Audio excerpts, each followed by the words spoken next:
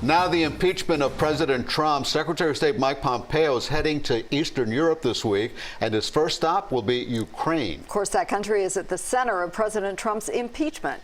CBS 4's Skyler Henry is at the White House tonight with much more. Secretary of State Mike Pompeo is headed to Ukraine. Officials say Pompeo will meet with Ukraine President Volodymyr Zelensky later this week to reaffirm the United States' relationship with the country. Leaders around the world understand that President Trump and his Secretary of State are focused on the missions that we've set out. The New York Times is reporting that Pompeo and two others tried to talk President Trump out of withholding military aid to Ukraine in August, with John Bolton telling the president this is in America's interest. Mr. Trump responded, "Ukraine is a corrupt country. We are pissing away our money." The new reporting shows that there were serious concerns raised by Trump administration officials about the propriety and legality of what the president was doing. Eventually, the military aid was released to help Ukraine in its war against Russia.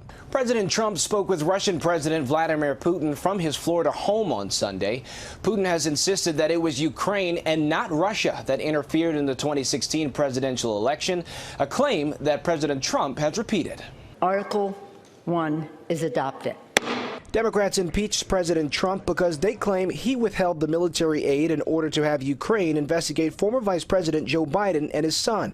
After the impeachment in the House, he now faces a trial in the Senate.